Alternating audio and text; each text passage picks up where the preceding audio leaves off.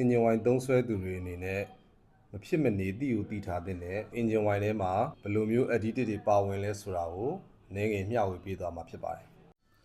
engine wine ထဲမှာ detergent ဆိုတဲ့ additive တစ်မျိုးပါဝင်ပါတယ်သူကဘာကိုလှုပ်ဆောင်ပေးရတာလဲဆိုတော့ engine wine ထဲမှာဖြစ်ပေါ်လာတဲ့အညစ်အကြေးအနယ်နှစ်တွေကိုတန့်စင်ပေးတဲ့လုပ်ငန်းကိုလှုပ်ဆောင်ပေးပါတယ်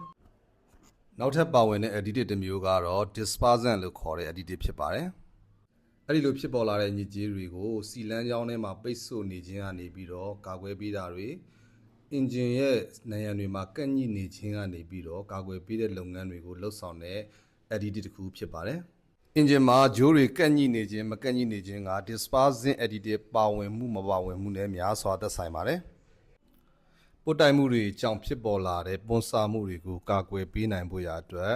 anti wear agent လို့ခေါ်တဲ့ additive တွေလည်းပါဝင်တာကိုတွေ့ရပါတယ်။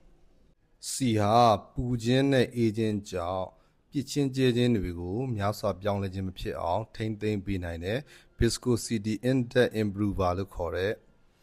additive တွေမျိုးလည်းပါဝင်ပါတယ်။ မက်တယ်စိတ်ပိုင်းတွေနဲ့ဓာတုပစ္စည်းတွေဟာအောက်ဆီဂျင်နဲ့ထိတွေ့တဲ့အခါမှာဓာတ်ပြုမှုတွေဖြစ်ပေါ်စေပါတယ်ဒီလိုဓာတ်ပြုမှုတွေမဖြစ်ပေါ်အောင် anti-oxidant လို့ခေါ်တဲ့ additive တစ်မျိုးလည်းပါဝင်ပါတယ်ရင်ငွေ့တွေနဲ့ acid တွေကြောင့်ဖြစ်ပေါ်လာတဲ့တန်ကြီးတက်ခြင်းတွေဓာတ်ပြုတိုက်စားခြင်းတွေကိုကာကွယ်ဖို့ရာအတွက် corrosion and rust inhibitor လို့ခေါ်တဲ့ additive တစ်မျိုးကိုလည်းပါဝင်ဖွဲ့စည်းထားတာကိုတွေ့ရပါဖြစ်ပါတယ်ကျွန်တော်တို့ရွေးချယ်အသုံးပြုတဲ့ engine wine ဟာအထက်ပါ additive တွေဘလောက်ပြည့်ပြည့်ဝဝမှန်မှန်ကန်ကန်ပါဝင်တယ်လဲဆိုတဲ့အပေါ်မူတည်ပြီးတော့ engine wine ရဲ့အရည်အသွေးကကွာခြားသွားတာဖြစ်ပါတယ်